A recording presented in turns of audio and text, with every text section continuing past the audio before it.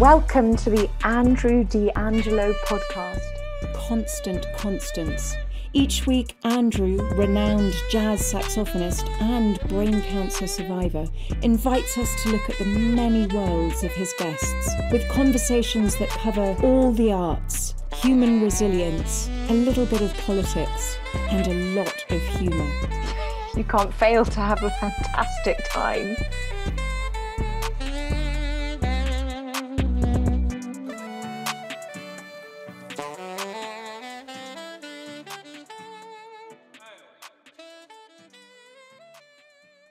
Hey everyone, and welcome to the show today. Thank you all so much for checking out the show. I really appreciate it. It's been fun to speak to all these wonderful people. And today we have somebody I've known for decades. Her name's Andrea Parkins. She is American born, but she at the moment lives in Berlin, and that's where I spoke to her. She plays accordion. She's an improviser. She's a composer. She's just one of the most genuine people I know. Seriously, she speaks from the heart. Anyway, everybody, please enjoy Andrea Parkins. I'm kind of a slow learner, and I can't just listen to something one time. I need to hear it a few times. You know, this is actually an interesting topic because I'm composing something right now.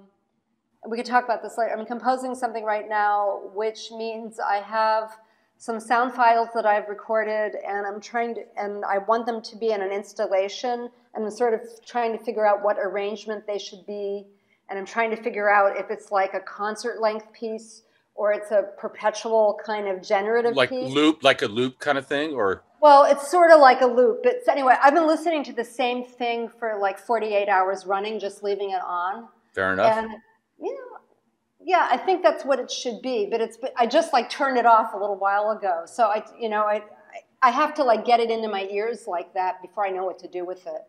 So thank God, because that is exactly, I can't decide if it's, my age or the whole brain thing, but I just really need to sit with something and live with it for a while before I can either that or its first reaction. I don't know if you're that way. Yeah. Sometimes it's, it's really interesting. It's something I recorded about 4 years ago at a residency. And I was kind of like, it's piano. Nobody wants me to play piano. Nobody wants to hear me playing piano. So I kind of put it away. But, piano is really my first instrument. And when I practice anything, that's what I practice. Okay. So I just thought, maybe go back to it. And it was super interesting to listen to. I actually like it. So isn't the idea because there's that point where I don't know it yet, and then I like it or I really love it, and then I start to hate it. I don't know if that happens to you. I start with hating. Hate first, love later. That's me. But we can. I mean, for me, this is actually very interesting stuff. Yeah. How this stuff works, I find super interesting. Yeah, we'll keep this if you're okay with it. This is great. Or we can just see. But it's interesting because I've been working with this electronic processing for almost 20 years, and normally I'm using it with samples I've made or live processing or in conjunction with the accordion and the amp. And so it's very electroacoustic and very electronic. And then I had this idea about, well, what if I go back to my piano playing? And the way I used to improvise as a pianist, I was very influenced, of course, by Cecil Taylor. So right. I had this very kind of florid, energetic kind of playing. Yeah. And then I thought, what the world needs now is not another free jazz player. So I kind of stepped back from it. Yay! Or not another free jazz pianist, let's say. Okay. So I stepped back from it. But then I started thinking, well, what if I change my technique and incorporate the electronics? What would that mean? So what it meant is that I had to give more space for the electronics and just play very sparsely. And I've got something where I'm just playing a little bit on the keys, a little bit inside, and it's mostly the electronics processing. And I'm finding I'm really enjoying it. It's allowing me to kind of return to my roots as a pianist, but really do it in a different way. That's cool. It is cool. And I don't remember who I was interviewing, but we were talking about this concept of free jazz and how it's kind of become, it's not free anymore. It's like this actual genre, this context, maybe what, Lake Coltrane or something. Yeah, everything is. I mean, right. Everything. It's not really. It's not really free. It's, you got to play this way. You can't improvise a pop tune. You can't improvise a blues. You got to improvise a free improv in this manner. And that's just one of the things that struck me when I was listening to Elective Affinities. Is that, all right? This is obviously some kind of. At least I thought it was free. It was, you were improvising completely. Right. That was one of the questions I was going to ask. Yeah. And I was like, oh, thank God it doesn't sound like Fire in a Pet Store or something like this, you know, whatever analogy. You know what I'm talking about. I am guilty of it. I say this on the show all the time. I'm totally guilty of Fire in a Pet Store. But by that, what do you mean when you say Fire in a Pet Store? What is that? Screaming and screeching and honking and like dogs barking and cats squealing and birds like flying around. And there's nothing wrong with that. But if it's supposed to be actually free, you know, like open improv, then it could really be a ballad. It could be soft, as in some of your music. It could have spoken word. It could have lyrics, right? It could be quote unquote melodic. I don't worry about all that. I'm just trying to listen. And where that takes me. Although I have to say, there are certain musical situations where there's a certain implication of pulse. You know, I just played a gig a couple days ago with a Norwegian bass player named Dan Peter Sundland. Oh yeah, of course. And with Mikael Greiner, who actually has he's a beautiful jazz drummer. And we were improvising freely. And I think a little bit it had to do with, you know, I have hardly seen another human being in, you know, God knows how long, let alone played with another human being, and God knows how long. A couple of months anyway. And, you know, so there was like a lot of energy. It was very cathartic. This was on Saturday evening. And I did feel I played differently. And it was definitely much more, I don't think I would call it Fire in a Pet Store, but someone I know said, well, Andrea, as usual, you really bring it. And I understood that person to mean that there was like pulse and kind of a momentum, which I don't always want to do. Sometimes I like things when really things are full of stasis and, you know, not moving, and you're just kind of dealing with timbre in a really subtle way and just revealing stuff. That is exactly, sorry for interrupting, but when I was listening to the recording that you sent me that you wanted to speak to from 2019, I was trying to think of the descriptive word, and I was just having such a difficult time. And stasis, that's exactly, that like encapsulates at least that recording, and maybe even your playing for me, that you find the energetic moment of what you're doing. And like you said, you don't worry about whether it's not something or it is something. You're just being yourself. Is that fair or not? I think I'm not being myself. I think I'm listening to who I'm with.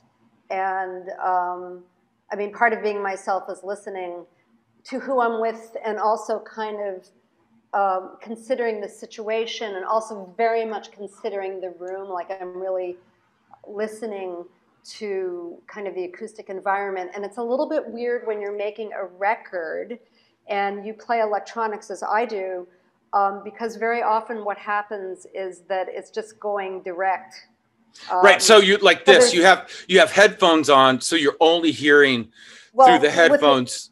When I'm playing laptop, when you're recording, you know, if it's not like a live gig, that's often what happens. I actually like to have a monitor in the room, so there's more ambient sound. And also, if I'm also playing accordion more or less at the same time, there is definitely an amp in the room, and that's totally about, you know, room acoustics and reflections and my ability to make feedback because of my proximity or lack thereof to an amplifier. I mean, it's very, very physical, and it's very reactive acoustically, like in real acoustic space and real acoustic electronic space, I guess.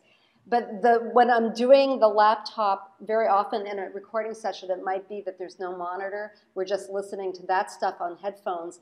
And that becomes like this weird compressed, and I don't mean like compression compressed, but just it's kind of space that maybe is a little bit acoustically claustrophobic.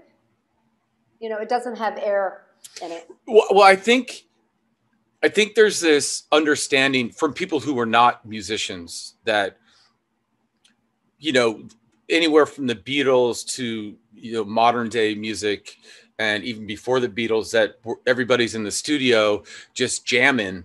And that was the case certainly early on. But then once monitoring came in and people were using headphones, or I had one guest say cans, and I was like, all right, kind of showing your age there. Well, I know what cans are, so I'm showing my age too. Right. Anyway. But my point is that, I mean, even now I'm not monitoring myself. I'm just monitoring you, and I have kind of one ear off, and that's what I do in the studio too, so I can hear myself playing and do my best to hear the band in whatever context I'm in. And yeah, somehow we went through this period, maybe in the late 60s, 70s, especially 80s and 90s, where everybody was isolated in the studio. They were in a booth, or, you know, there were gobos all over, right? And the only thing you were hearing was whatever the recording engineer was sending to your headphones. And there was something about that record that you sent me, that, or I listened on Bandcamp, but anyway, that you sent me. And that I was like, I wonder. We were in the room together. Right. But I was really seriously wondering if you had speakers up and were listening that way, or. Well, it was a combination. We were in a very fairly small room.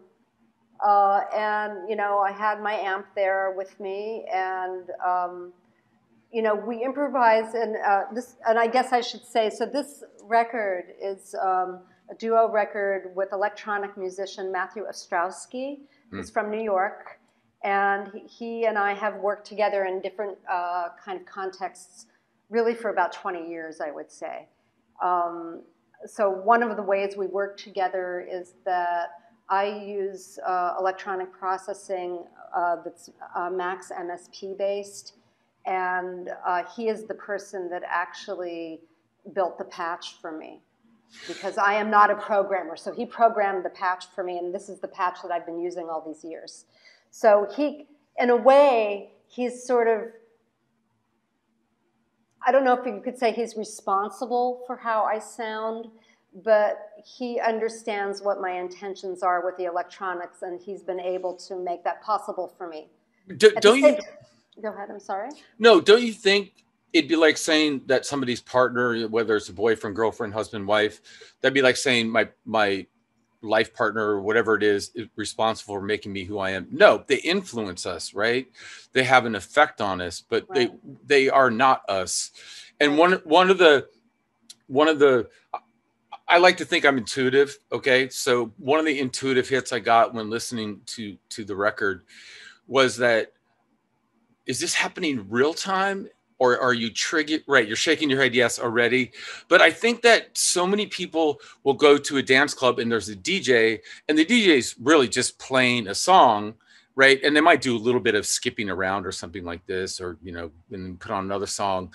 But where you're truly like you, Reed Anderson and his electronics, and I don't know if Aphex Twin, I don't know, he might actually have that all programmed out. I'm not really sure. Do you know? I think he does a lot of different things. But, you know, just to say about the CD with Matthew, so Matthew is not my partner. He is a... Yeah, I know. I wasn't insinuating. Yeah, I was just make sure that's clear. I was trying to draw a parallel between the two. Well, what we have is like, we're both very gestural musicians. Like if you saw us play live, actually we did an online concert recently in Frequent Seams, whose label, which that was the label that the CD came out on, did like a festival, an online festival.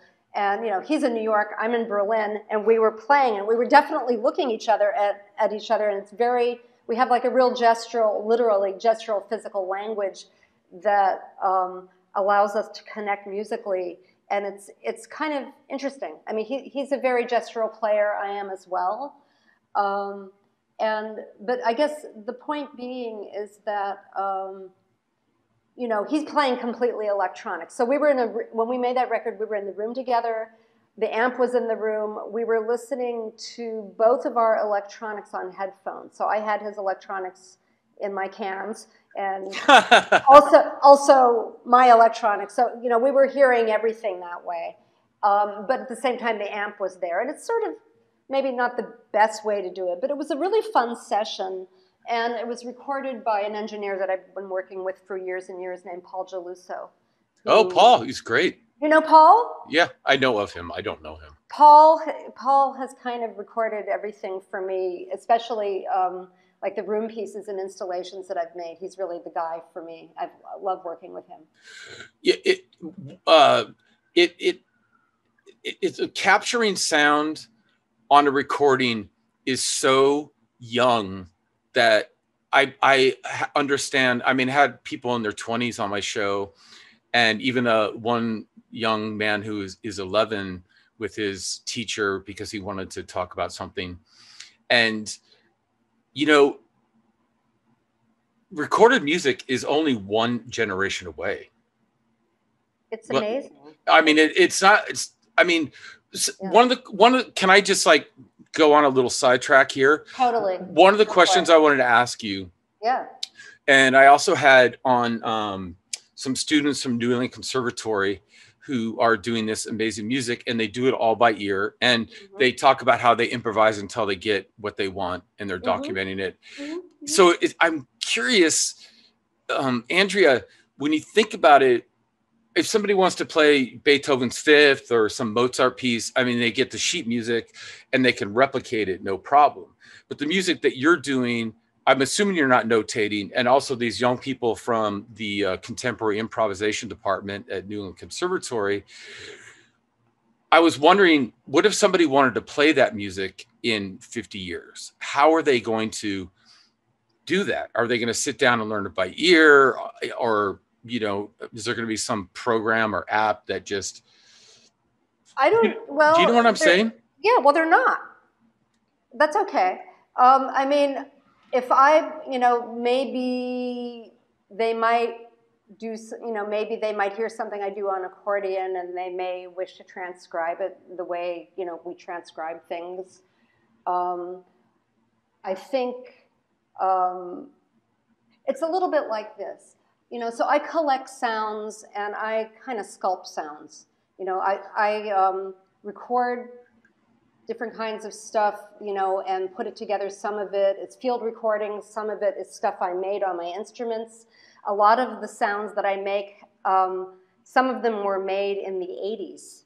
Wow. Because I started electronic music in my early 20s, cutting tape on you know, 1/4-inch tape on a machine with a splicing block and made concrete pieces. That's how I started doing electronic music. And at the same time, I bought a synthesizer. And from the very beginning, I started recording stuff. And in those days, it was like tape loops. And then eventually, that stuff got moved to cassette. And that stuff got moved to, when I started playing an Sonic sampler, which had floppy disks. I took all the...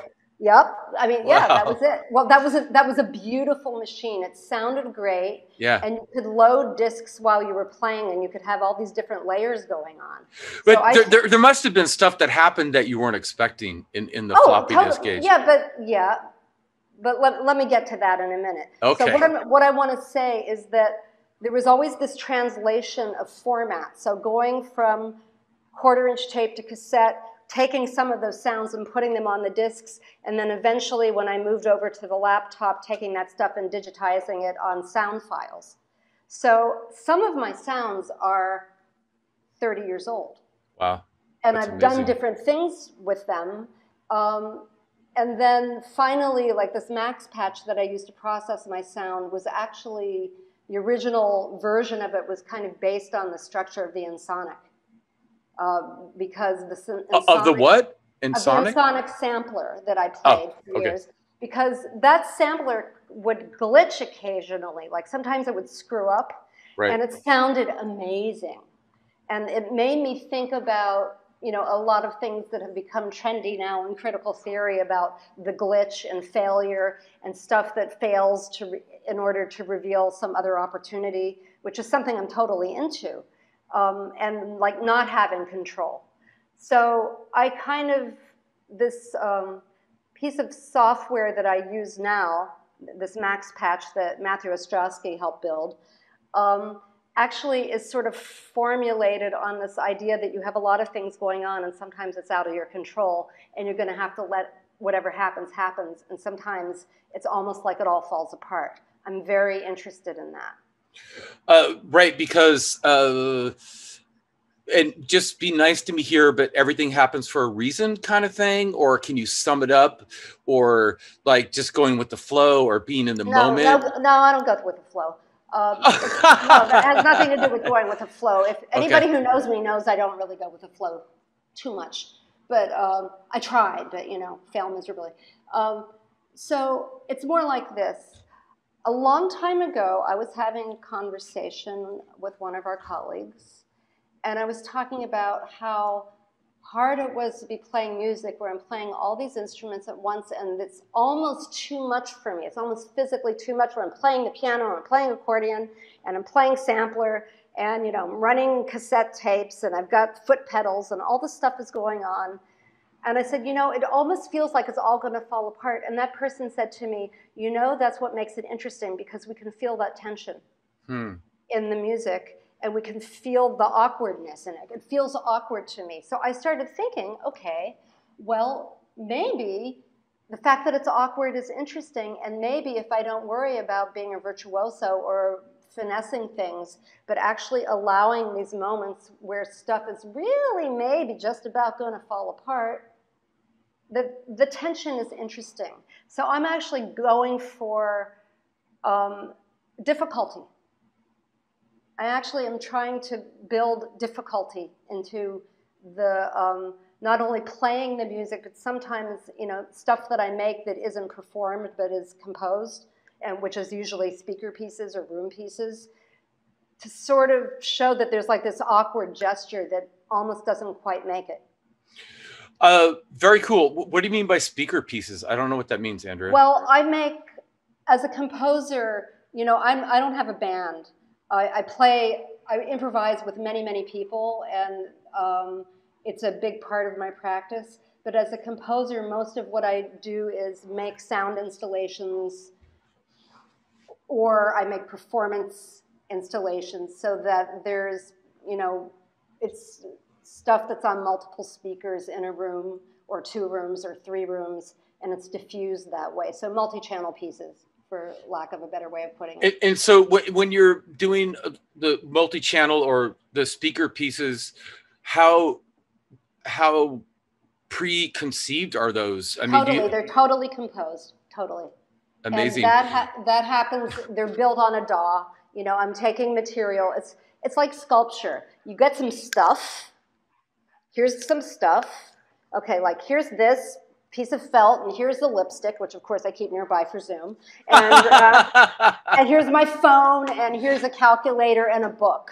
Okay, right. And and a Post-it note, and I'm putting it all together, and it's matter, it's material, and I'm organizing it in different ways. It's sculpture, but I'm using sound. So I'm using sound as material, and I'm deciding where it's going to go in the room. And how thick is it going to be? What kind of frequencies are going to be revealed? What sort of timbres are going to be revealed? And so for me, it's very much about sound as material and how it interacts in a room acoustically. It's funny but it's totally preconceived. Right. It's funny that my phone went off, and I forgot to turn it off, during this. I know, but it's fun. As you were saying, it's preconceived, and you were picking up things and describing your process a little bit. Then my phone interrupts you, or whatever. Yeah, that's more like me improvising. But I think it was, I know I'm going to get, I don't know if it was Da Vinci or I think it was Michelangelo, who said when he was sculpting marble, he wouldn't start until the marble told him what to sculpt. It wasn't as if he was doing anything. It was like really composed. Intuitive. Yeah, intuitive, but also I would see a man, you know, maybe naked, maybe not. I would see a woman with maybe a, you know, a cloth or something like this. And then these beautiful sculpture, you know, came out of this process of just waiting until he saw it. And it's, to me, I don't know, previously you said something about your process and how you and I both need time with something before we understand what it actually is going to be, what the final creation is. Is that fair, or am I misrepresenting you? Well, it's different every time. Like if I'm composing something, it's really different every time. But one thing is that I really need to know the material very, very well. I need to spend a lot of time with it. And then it's a lot about what I'm, you know, might have some chunk of stuff and juxtaposing it with some other chunk of stuff and seeing what the relationship is. And, you know, trying to decide, well, what is this? Is it 8 speakers? Is it a headphone piece? Is it 2 rooms? Is it 1 room? You know, is it, maybe it actually should just go on a record and never mind, you know?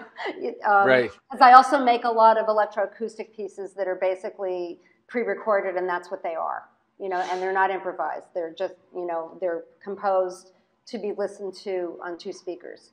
I did one headphone piece about 10 years ago, and I did not do a good job. I did not put enough time into it, and people enjoyed it. It was in an art gallery here in New York, and I had 5 pair of headphones, and it would interact when people picked up the headphones. That's cool. It was cool.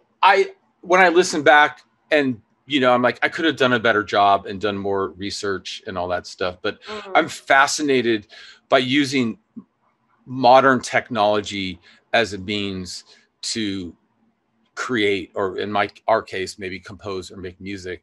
Even in this case with the Zoom, you know, people are like, Zoom, blah, blah, blah. But I'm like, yeah, I haven't really taught that much on Zoom. I'm not a school teacher or anything like that. I've done a few lessons, but I'm like really into enjoying what people have been creating on the internet. I don't know, it's fascinating to me. It is, and it's interesting. During the first lockdown, the first lockdown, like 20,000 years ago. No, I'm just having fun. We're in our 3rd here. Yeah, same. It's crazy. Really incredible. But the first time around, some friends were organizing some Zoom concerts, and I performed trio. We did like one every week I think we did about 6 of them. And it was really interesting. So a good friend of mine, Outage, who is a singer who actually lives, you know, kind of across the road from me here in Berlin. Wow, okay. She was, you know, recording from her house. I was here in my house.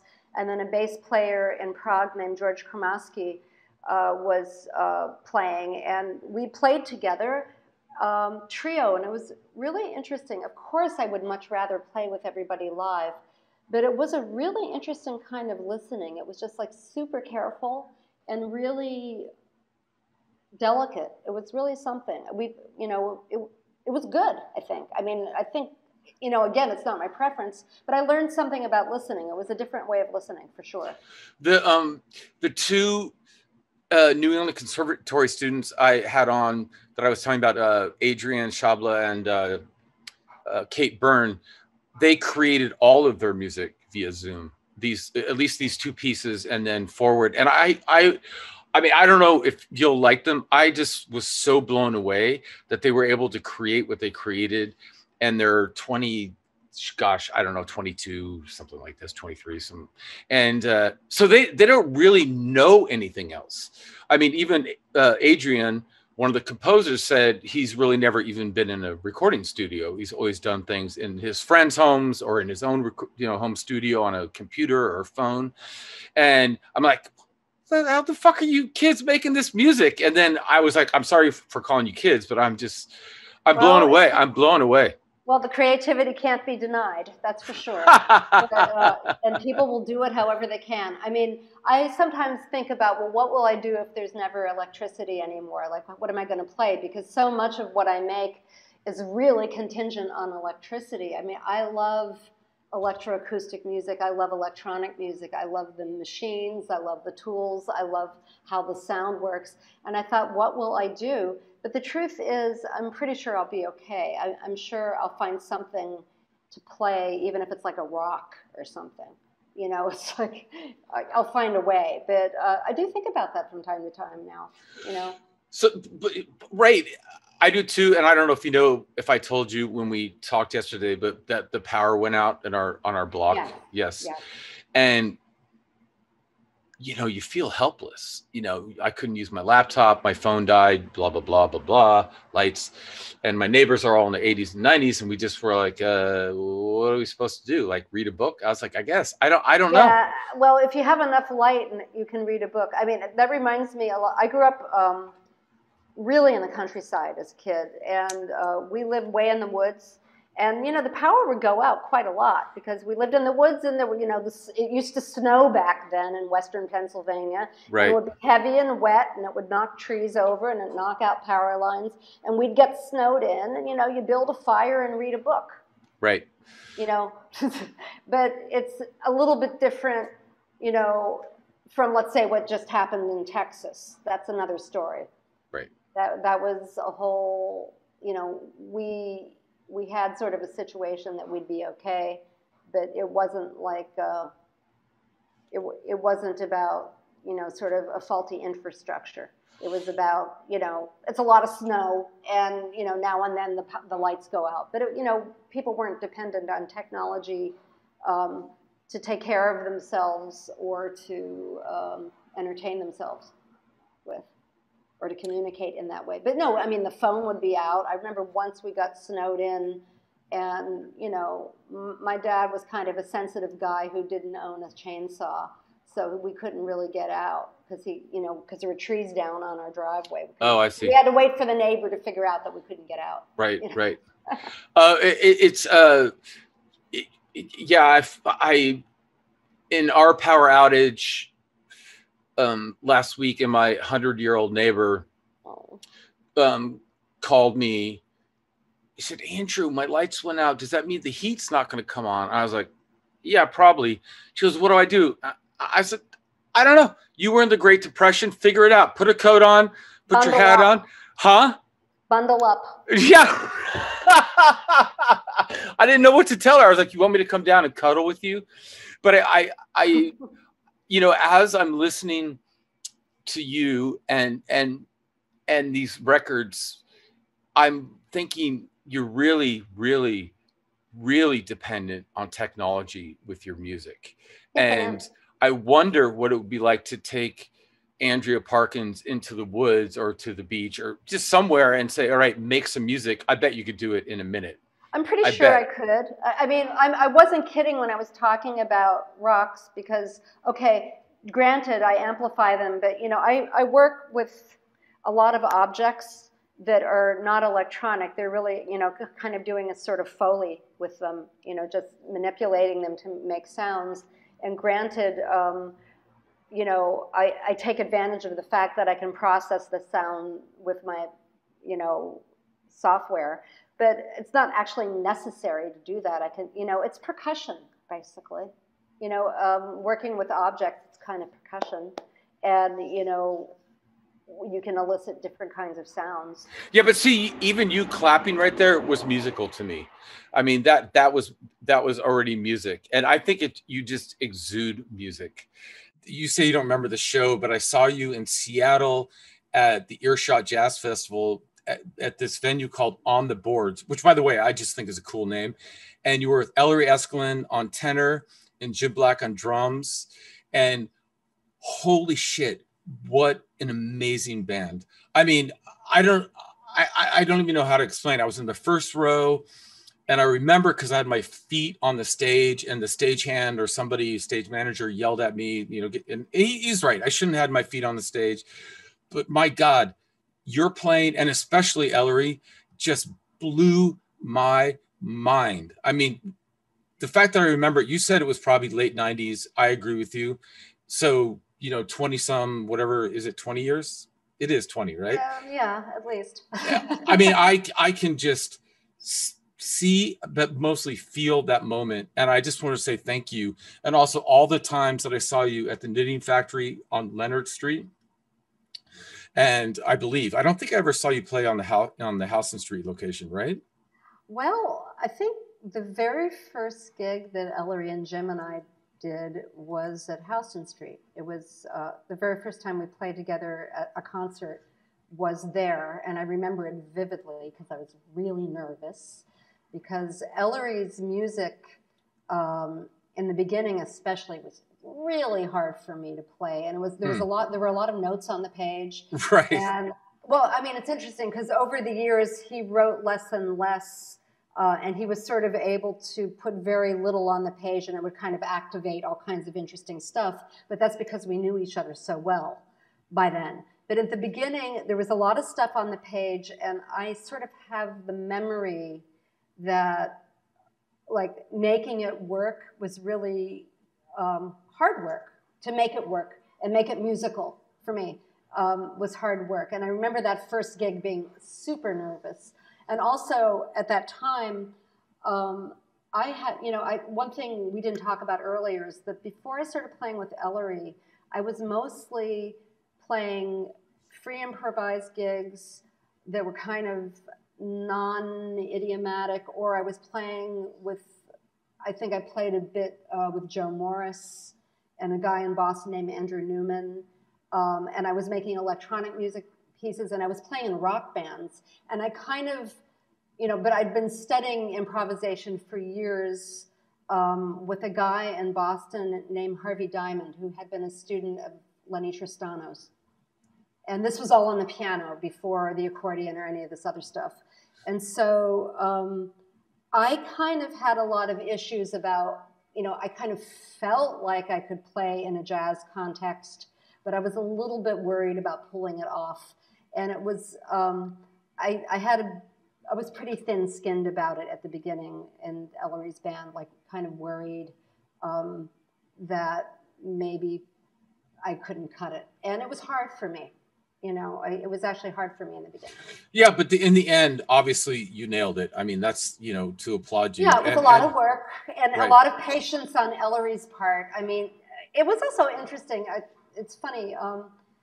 It's kind of sweet. It's really different. And we were talking the other day about economies and different kinds of economies of music making. I mean, one of the things that was really great about playing with Ellery was that there were indeed things that I was not able to nail, and it was usually polyrhythmic stuff was really hard for me because I grew up listening to a lot of groove music but not playing a lot of complicated groove music. So imagine I'm playing with Jim Black and Ellery Eskelin, and as Jim said to me once, what is it about 9/8 that you just don't get? We were on the train in Switzerland. He's like, Andrea, we were recording, I kept screwing stuff up. What? I don't get it. What is it about 9/8 that you don't get? But Ellery used to come over to my house in the East Village, and I would make him lunch. We'd have like a salad, and then he would spend time with me going over stuff and over stuff and over stuff. And, I understood that most real jazz musician would walk into the rehearsal and they would have it down, they would nail it, they would do it, and then you do the gig and then you do the recording. And with us, it was really like Andrea needed some rehab, Well, I actually think that it's also based on the fact that you're probably wanting to do things by ear. And when you say the page, for those who don't know, you're talking about reading like a chart or a manuscript or whatever, that maybe you were getting to a place where you wanted to hear it, as a lot of rock bands, just sit in a garage, quote unquote, like old school and jam. Yeah. I don't know if that's true, but. No, for me it wasn't, because actually I had what you might call classical music-itis, which is to say that I was in fact quite a good classical pianist, and I could read very well in that context. But there's this weird, I don't know what it is. There's one of the things that was great about studying with Harvey Diamond is that he got me off the page. Instead of like having music in front of me and reading a chart and trying to make music out of it, he got me listening. Because with Harvey and a lot of those guys that are coming out of this sort of Tristano thing, you are not transcribing solos, you're singing them. So you're really listening and you're really getting it into your body and into your ear, and really quickly getting away from the page and memorizing tunes in a different way. but for me, there was this weird, I can't explain it, this weird kind of glitch or rift between moving between the page and getting the feel in my body, so that if there would be some kind of a groove that we're playing, and Jim is playing around, he's not articulating 4, but he's playing around it, and I really need to know where it is, and it has to be in my body. It was really hard for me to get it into my body. It was either I'm reading it, and which is goofy, because by the time you're done reading it, you can't actually do it. I mean, I couldn't really get it. So it took me a long time to get a lot of that stuff incorporated in me as a feel. Like getting the feel was hard for me. Okay, so when I say you wanted to do it by ear, that's I think, at least in my just definition, that's what I mean. You wanted to be feeling it. You didn't want to be just reading it. I mean, I know classical musicians who read books during the rest. My manager is a Las Vegas performer, and he says they play video games, when they're not, playing their instrument, and they're just really just reading the music. It's not digesting. They're not trying to feel it. They're not trying to hear it. They're just doing a job. They want their paycheck. Yeah, well, I think that's a particular context. I mean, I have some very incredible classical musicians in my family, and I don't think any of them are doing that. All the classical musicians that I know, and, contemporary composers that I know, I would say that's not what's happening. But there was some kind of mind-body problem that I had, where I wasn't really able, if I was reading it, I wasn't able to incorporate the feel in my body, which you got to do.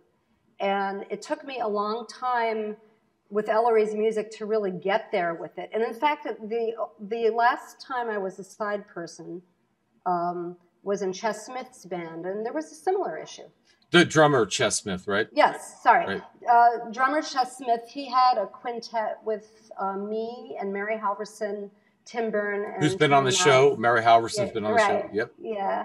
And, Ches also would occasionally come over and, pound out a groove, and I would sort of find my spot in it, the part that he wanted me to play. And so it was interesting.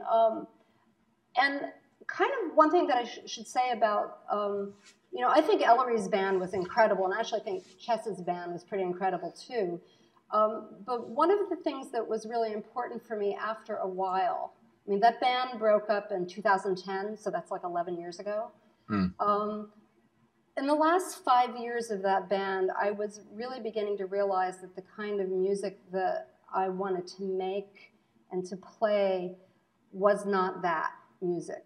And it was an honor and a privilege and very moving to be part of it, but I understood that I was really wanting to go back to my roots in electronic music and electroacoustic music, and that's when I started making installations and multi-channel pieces, and really exploring more about what I could do with different kinds of processing with sound. So that was probably around 2005 that started to happen, and we ended in 2010. So we kind of went in different directions, but it was great to be in that band. It was beautiful. One of the things that struck me, first of all, we should tell people that the Knitting Factory used to be owned by Michael Dorff, who now owns City Winery, which many people probably know about it. I've seen a lot of shows there. I've never performed at City Winery, but I've never been there. It's pretty phenomenal, actually. Dorff did a great, we should call him Dorff. Second of all, and Michael's had some issues with his location in Manhattan. I don't know if you saw that article he wrote. I didn't. Yeah, pretty interesting how he got gentrified out of his Soho location in Manhattan, by Disney. Very interesting. I know about Disney coming downtown. That's quite intense. Yeah, and anyway, maybe I'll put the link to the article. We'll certainly put the link to your record and so forth on here. But one thing I wanted to ask you is, so you're playing with Ellery Esklin, a tenor saxophonist, composer, and Jim Black, drummer, and also composer, and both are band leaders in the 90s, late 90s. And you're a woman. I mean, did you think anything of that? I mean, like, Sure. what did you think of it? I thought a lot of things. First, I should say that of all the men that I could end up playing with, that was probably, I was lucky to work with them because we had really a nice time together, and it was an incredibly respectful situation. Ellery's mother was a jazz organ player, and my understanding is that a lot of his earliest musical learning was with her. Wow. Nice. So, you know, and when I met his mom, you know, she played Hammond B3, and she was a working musician. She put her hair up in the bouffant and wow. put on the sparkly dress and went to work. And so when I met her, and I saw this little woman playing Hammond B3, she played Satin Doll for us. It was marvelous, you know, with the pedals and everything. And I thought, okay, he's really used to working with women and understanding women as musicians. And so that, with him, that was really like never an issue. And Jim also, I would say, not really an issue. But I would say more subtly, there were issues. So before I started playing in New York City, I had been getting a master's degree at Rutgers University in visual arts because I also have a background as a visual artist. And my degrees are all in the visual arts because when I tried to go, I went to Berklee College of Music for 2 years in my late teens, and that was interesting because I'm quite certain that I was being sexually harassed, but in those days there was no language for it. Yeah, there was no definition. Like language for it is a great word, but not only language, I didn't know that was happening to me. I just knew that it was like really hard to sing on key because like my ear training teacher was hitting on me and everybody else in the class was guys because it was only 10% women when I was there. And I was super young. I mean, I hadn't even finished high school, and I was like halfway through my senior year of high school, and I started going to school there. And so I was like on my own for the first time. I was from a small town in Western Pennsylvania, and I'm at this place, and back then it was kind of like a tough neighborhood. I don't know what it's like now, but it was very tough, and it was really overwhelming, and really not a good experience. Really, really not a good experience for me. So I had that experience.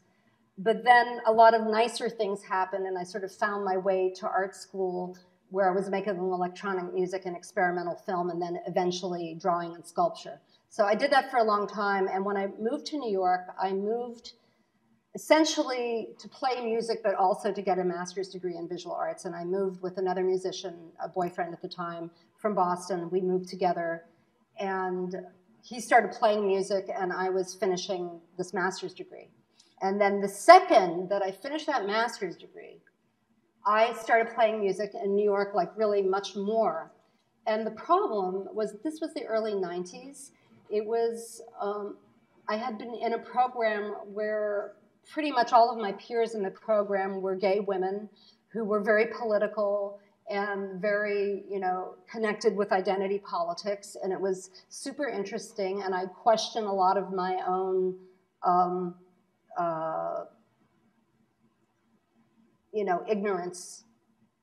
And, you know, and also the time of HIV where there was so much about, you know, different ways of articulating queer identity and so much tragedy and loss again and again and again. I mean, I'm actually thinking about that a lot now in the COVID time, thinking about what it was like in the 90s in New York City. So very weird for me to be going, having been in this place at Rutgers where this was like really, we were talking about it all the time and reading critical theory about it, and people were making art about it. I wasn't. I was making other kinds of art, but, you know, I was around it a lot, and it was important to me. And then coming to New York and playing music, let's say, downtown at that time, I did know rock musicians and no wave musicians who were very cognizant of issues of, you know, gender issues, you know, feminism and queer identity, all of that stuff. But most of them were rock people, and the people that I met sort of in the so-called avant jazz scene, they may have been more hip to that, but I didn't have that impression. That was not my experience. Well, I also, and I think we touched on this when we spoke before, that it wasn't so openly discussed. No, well, yeah. And people weren't out. Right, and I can remember, hooking up with guys in the 90s, and, you're about to engage, in sexual interaction, and you'd have to ask the question, are you positive?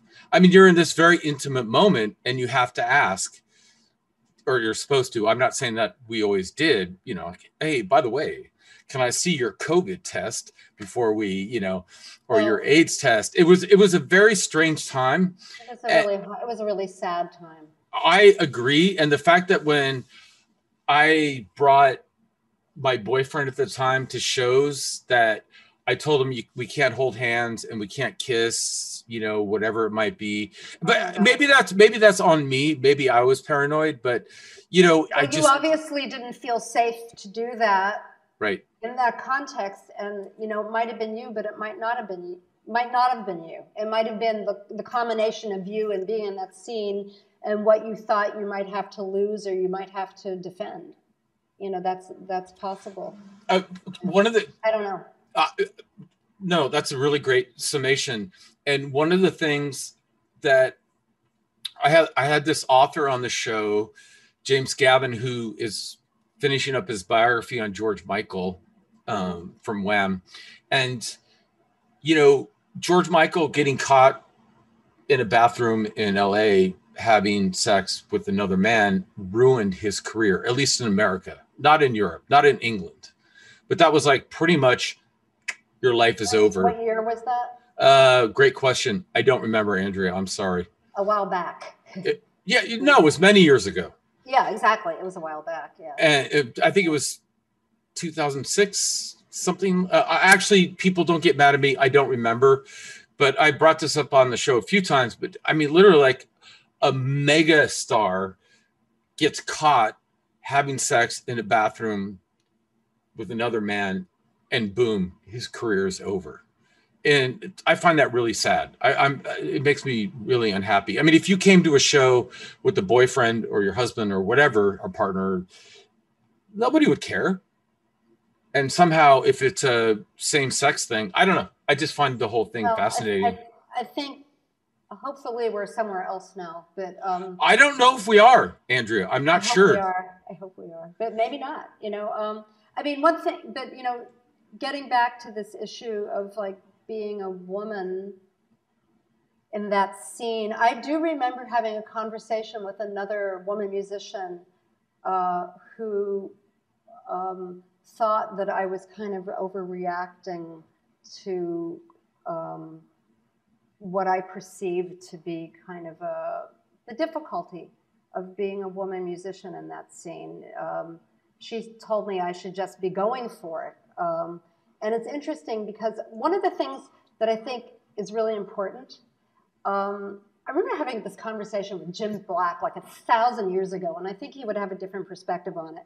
But one of the things that's really interesting is like if you're a little classical girl pianist and you're practicing in your house by yourself, it's not really like going down the street and hanging out with the dudes and, getting a drum kit and a guitar and making some noise together. And, maybe it's bad or maybe it's good, but the fact that you have people around you who are also doing it, whether it's bad or good, supports it. So it's happening. There's the support of others. You're all doing it together. So it's a lot less lonely a thing. And it's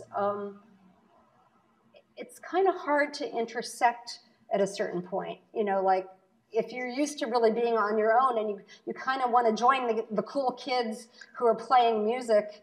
And in those days, I just didn't know any girls playing music. I knew guys playing music. So I wanted to play with the guys, but I also felt a little bit like, is this okay? I don't know if it's okay. and always kind of felt like I needed to maybe prove something. Now, perhaps I didn't, but it sure felt that way to me. But to be fair, the people that were the nicest to me in New York, there were some much older musicians who were quite supportive when I first came. You don't want to name names? I'm going to name a name. I'm going to say William Parker.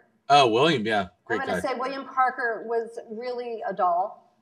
And I'm going to say, it's been interesting. I've been lucky. I've had some interesting mentors along the way, or encouragers. Joe Morris was somebody who really encouraged me early on. He talked me into making my first record. Wow. And he told me, he said, you know, Andrea, hurry up and make a record already. And he said, you won't love it, you know, so you'll make another one, you know, and you just keep going. And keep doing it. Keep doing it. So he was somebody, Nels Klein is somebody who I've worked with some, who was also very encouraging. So, you know, there's been people along the way.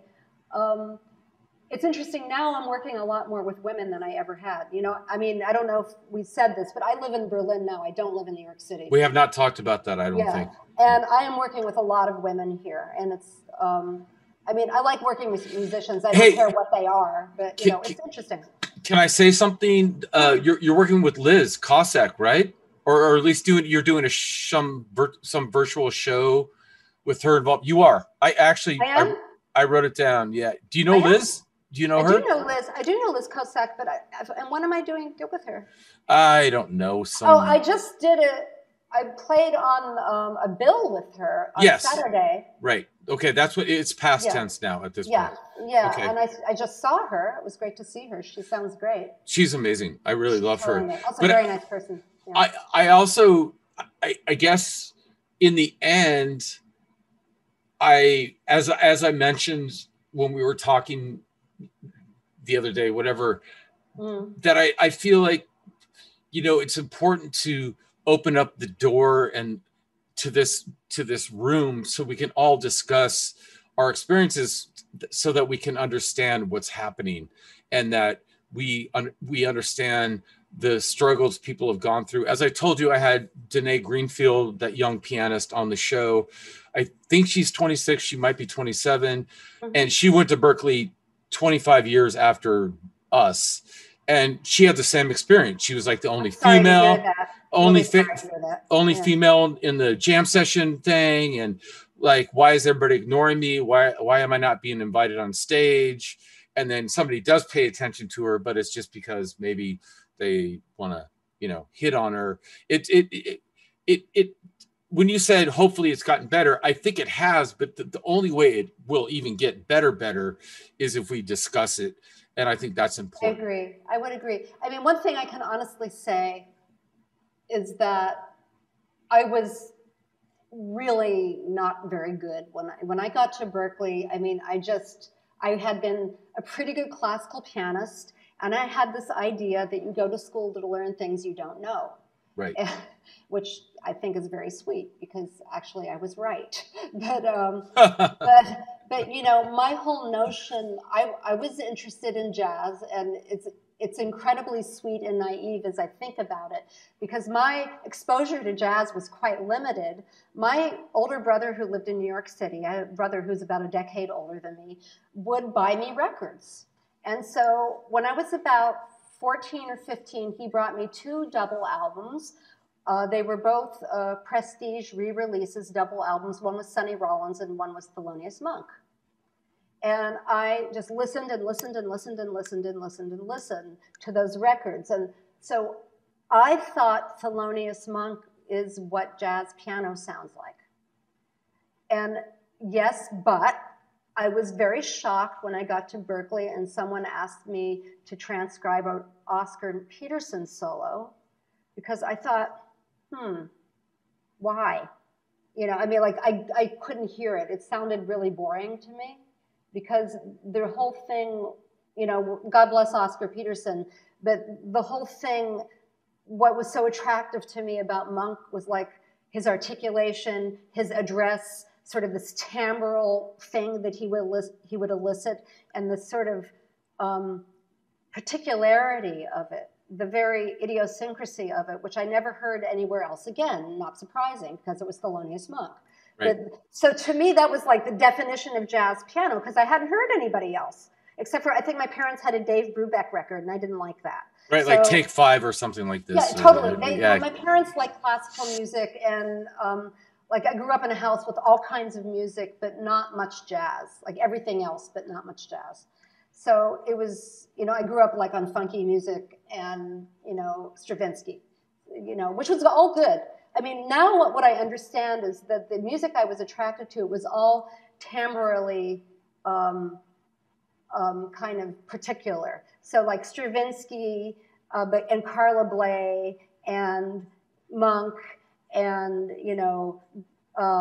Bach, Brandenburg concertos with early instruments, stuff that was timbrally, kind of tickled my ears. Right. And so that's what I like. But at Berkeley, I really couldn't improvise. I couldn't figure. I had one of those classical music things like, how do they do that? How do they do that? Right. And then somehow studying with this guy, Harvey Diamond, sort of tricked me into learning how to improvise. I'm going to do my best to put a Harvey Diamond link, because he is just, I don't know what he does. I never got to meet him, but everybody He's still around. Any of my students that I've talked to that have come to me, for a one-off lesson or whatever it is, or that guy is like magic. He just seems to be able to bring out this energy in people and like find their, I'm going to say weakness, but it's not a weakness. He's just like, it's like a watering the plant. Tendencies. Okay, fair enough. And the other person that had that, who I also studied with for a while, was Connie Crothers. Yeah, Connie, there's that great video that's being thrown around social media with her. Have you seen it? No, I haven't. Yeah, and it's maybe 8 minutes. Maybe it's 15 minutes. It's very short, but you're like, oh my God, she is amazing. She was amazing. And like the way she talks about, I was just coming up with this thing, and yeah, but that's like totally. Harvey used to talk that way. I remember I would go to see him. He'd go, Andrea, man, how are you doing? And I would say, well, Harvey, and then I would sit down. He'd say, so, play me something. I would play him something, and then he would say, okay, play me something else. And, I studied with him for 5 years. He never said if anything was bad or good. Right, wow. He pointed out what was different, and I had to do all these bloody, exercises that came for Tristano, which is like sort of doing scales and arpeggios every way you can possibly, twist your fingers and hands into doing them, which was great. And it was really about getting a beautiful sound on the instrument. And I had never studied improvisation or jazz with anybody who was really talking about sound like that. And that's what I loved about him so much, because it was like really got this incredible sound. But I guess I agreed on all that. But I guess my point about Harvey is that he was able to see what the person needed or was asking for. So it wasn't like a formulaic situation where one size fits all. Yeah, exactly. Brilliant teacher, but I do think, and I've thought about this a lot, because that's why I haven't met him, because I'm afraid he's going to say, Andrew, what you got to do. And I'm like, no, he would never do that. He doesn't do that. He doesn't do that. I don't know what he does now. I haven't seen him, for 30 years. Right. But what he does is he creates a situation where it's not about judgment. You forget to judge yourself. You just play, you just listen, you see it's you and the instrument, and it's very much about you without ever saying anything. He doesn't say anything, but he creates a space where you do you, and you sort of find what your tendencies are and develop them. So how does that back relate to what you and I were talking about pre-show, where we were talking about, either doing an installation in your case, or in my case, writing a piece of music, where you and I said at first we hate ourselves, you know, we're like, I can make it better. And then we love ourselves, right? And then we're like, okay, we got it. And then in my case, I'm like, I hate that piece again. And then maybe later, like 10 years later, I'm like, that was pretty good, actually. It comes and goes. Right. Yeah. But wouldn't Harvey say, you know, just love everything that you do? Maybe that's what he would say to me. Maybe not you. Maybe he would just say, Andrew, you just made a sound. Love it. You know, no matter what that sound is. He wouldn't say that. He would say, you just made a sound. Okay, make another sound. And that sound is different from that sound. How? Like you just, it's more about, it's not about, how do I explain it? It's not so much about loving the sound or loving yourself. It's more about paying attention to what the sound is. And that is actually so interesting that the rest of it is not so important anymore. So it's really about, you know, let's say I would play something and he would say, cool, so play me something else. And I would play him something else. And he might say, you know, gosh, that sound you got is different from the sound you got on the last thing. And so it's just sort of paying attention, calling attention to what is actually happening without getting caught up in the junk of one's own ego. Like your ego is out of it. And this is so great because it becomes really about music and it's not about oneself and, you know, is it good, is it bad, you know, am I getting over? It's none of that. It's really about sound and it's really about music. And boy, what a relief. Well, and what a beautiful statement, Andrea. What a gift. And what a gift. And it came from you. It didn't come from Harvey, is my feeling. Well, he created a space for it. Very, very, and very. I never had a teacher that did that before. I tell you that. Fair enough. Andrea, I kind of feel, excuse me, I kind of feel as though your music is not that accessible to a lot of people. And I wondered how you felt about that, or if that was something that you even thought about, or. I feel fine about that. I think it's accessible enough to enough people that I feel that I'm not like, you know, talking to myself. I'm able to play with other musicians who get it, and I get them, and people do come to hear it. You know, I'm not playing at Madison Square Garden, but that's okay. Yeah, I mean, I feel fine about it. I think it's kind of more important to find something that you love to do and do it and not hold back. And, you know, it's interesting. My older siblings were rock musicians. And they're really, really good singer-songwriters. And that's something I'm completely not able to do. Their music is much more accessible than mine. But, you know, I'm really in love with all of the elements of it. You know, I love sound. I love electronics. I love playing with other people. I like playing for other people. It feels good to me. It's like a joy in life. So I'm completely fine with the fact that not everybody is going to love it, but some people will love it. One of the aspects, one of the aspects of your playing, and again, folks, just so you know, the first time I heard Andrea was probably the late 90s, you know, that you're unapologetic about your music. You make the music that you enjoy. And if people don't want to be there to, you know, enjoy it either in person or whether on recording, then you're okay with that. You're just true to yourself. And it's brought you to where you are today, which is, I don't remember your exact wording, but you feel as though you're becoming more and more whole or true to yourself or something like this. Yeah, well, I had a lot of support along the way. It took a while to find the right people. I mentioned this one teacher that I had. And then, you know, also playing with Ellery Eskelin and Jim Black. That was supportive. You know, Joe Morris's encouragement was important. Going to art school was hugely important because that was the place where I really found my people. I found people that were interested in the same things that I was, and I found a way to think about music that was really different. I studied film for a while, and the idea that you could juxtapose one image with another image, and that makes sense, made me think about, well, what happens if you juxtapose a sound with a sound? What kind of sense does that make?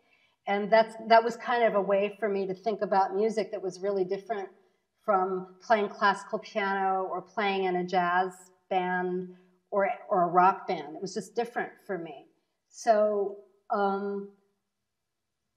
I've kind of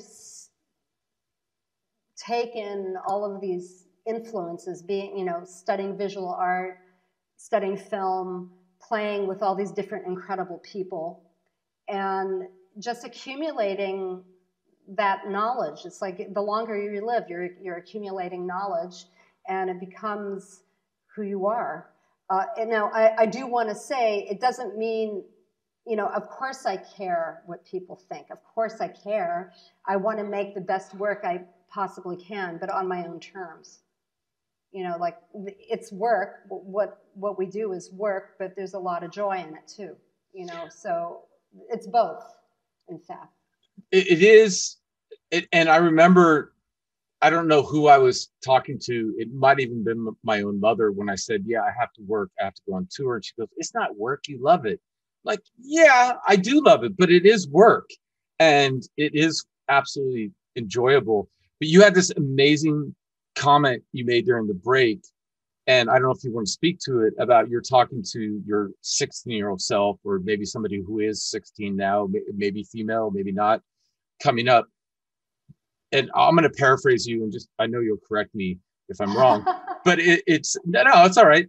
You just said, just do what you love, right? Is that pretty much? Pretty much. I guess the one thing I would say is don't stop. Do start and don't stop. If you stop, you're done. It's it. But if you keep going, something might happen. Like, I kind of can't believe that I didn't stop. I actually did stop for a while. Right. So after my 2 miserable years at Berklee College of Music, I quit school and became a waitress, I think, for a while, and kind of was totally miserable and didn't know what to do.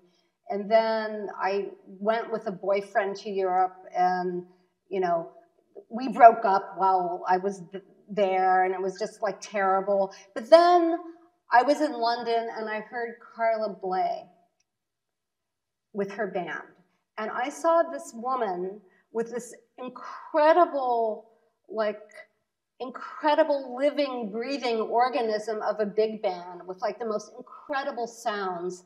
And she was like making it happen. And I was so inspired. I went right back to Boston and, started playing again, because I'd really stopped. And that was kind of around the time I started studying with Harvey, but, and also playing electronic music. So I'm kind of amazed that I came back to it, and I'm kind of amazed that I kept going. But I'm super glad that I kept going. I'm so glad that I kept going. And so if I met somebody who was young and not quite sure of themselves and feeling maybe even discouraged, I would say, please try to figure out what it is you love, and please keep doing it. And give it a chance. Just really give it a chance. And a chance might take 30 years. Right. You never know. I mean, it might seem daunting for somebody in their teens, but you don't say 30 years. You just say keep going. Don't say 30 years. Too late, Andrea. Too late.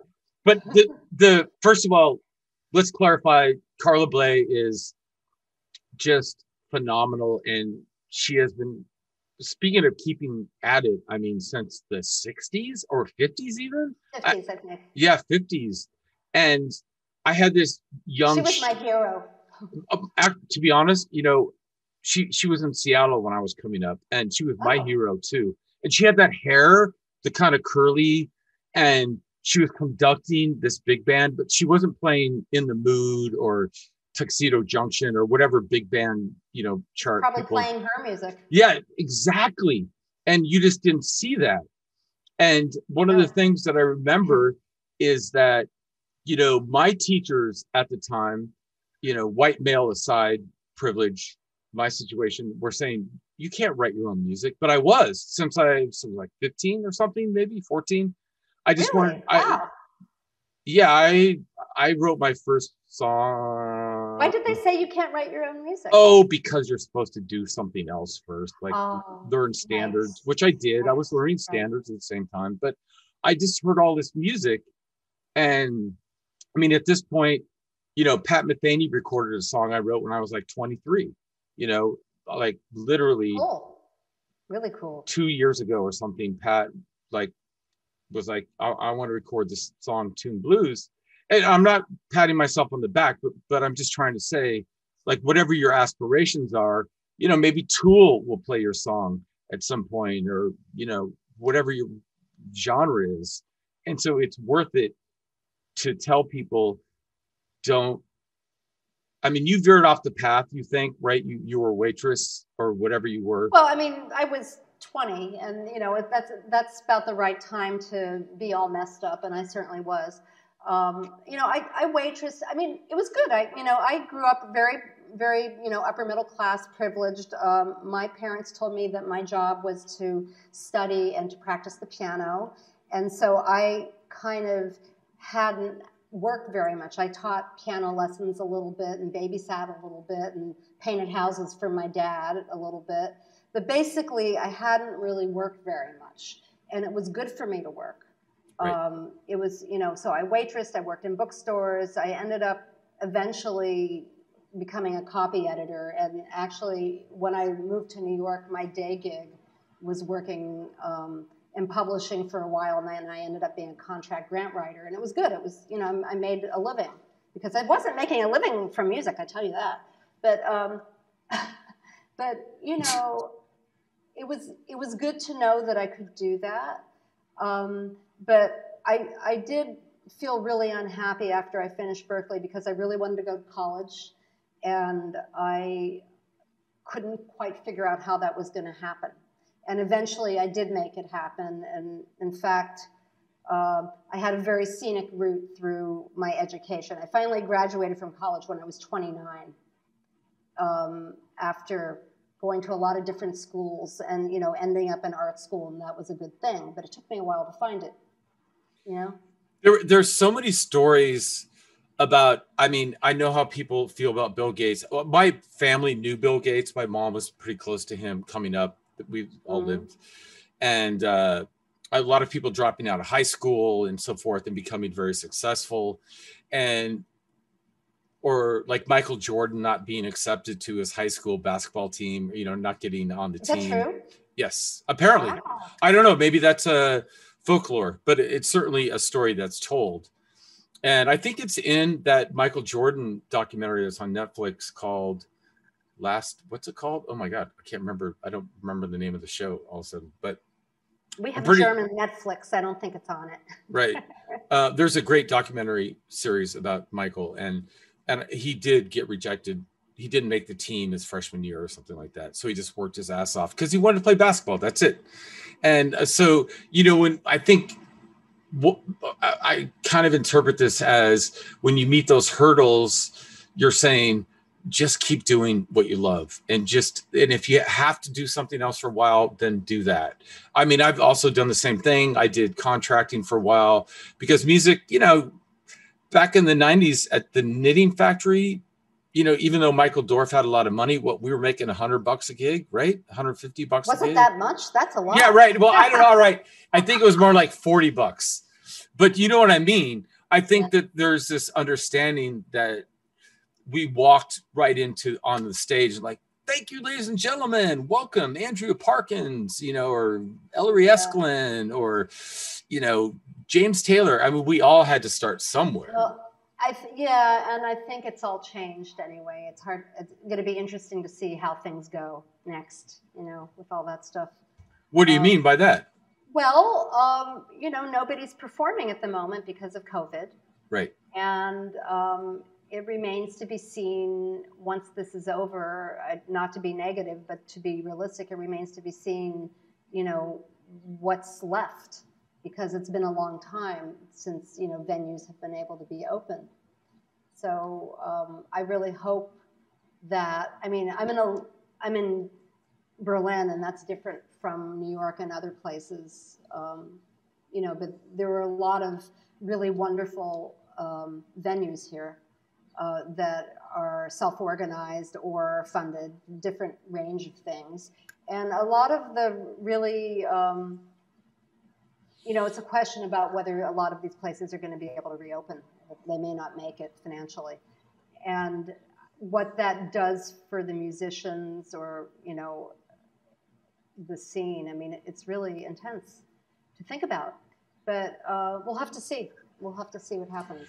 I find it interesting, just to pick it up a little bit, Yep. that I saw Tony Bennett, the singer Tony Bennett, is posting like himself cooking some food, and then he's posting, and maybe he's not even doing it. It could be just somebody who runs his social media, a song that he sings, and he's getting like 48,000, views. It was 48. I love Tony Bennett. Yeah, it was 48.7K views of Tony Bennett doing a virtual concert in his living room with his pianist, with a mask. And I'm just like, all right, he's just kind of owning this shit. And isn't he like 92 or 91 or something like that? I think he's quite old, and I think he's not altogether well. Well, he can sing his ass off. Well, that I know. And I'm just impressed by the engagements, and I mean the people that are actually, hitting like, whatever, or love. And so I think there's a way forward. And if your wisdom, great. If your wisdom has ever been more powerful, is now, because I have my friends, and myself included, it's like, what the fuck are we going to do? I mean, you and I played tours or, played shows or on the road, 6 months out of the year, or something like this. Right. And now it was just like nothing. And so, but we'll have to see. Well, do you have, in conclusion, is there anything that you want to put out there that's like could manifest for us, or a prediction, or anything that you? Well, I'll be honest, this is a very particular time. It's nothing like anything I've ever experienced before, this moment. And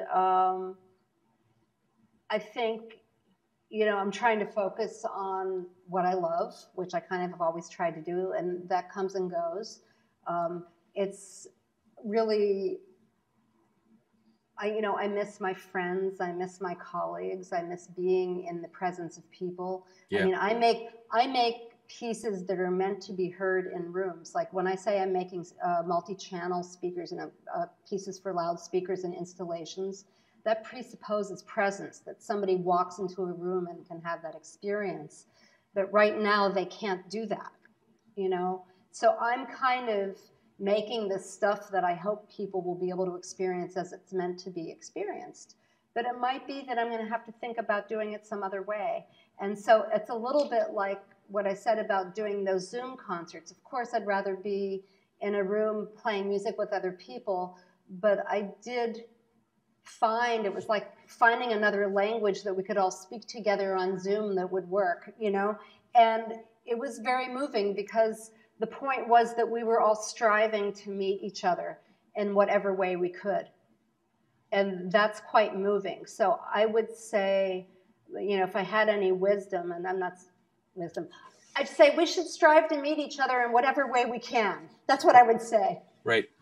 Whether it's in this context or whatever it is. Well, for real, if we can, and if we can't, we have to invent something.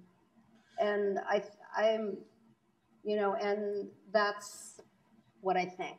So that's all I got for now. No, I think it's beautiful.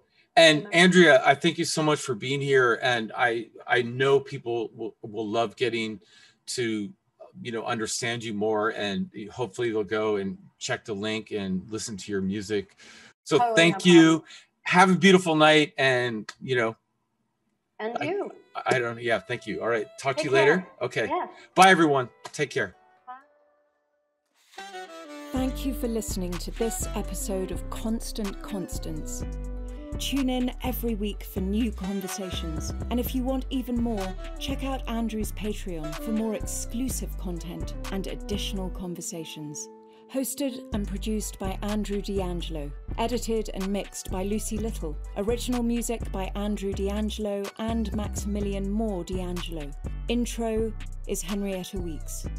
Thanks so much. See you next time. You fucking rocked it. Like she doesn't know she says podcast, right? Like she doesn't even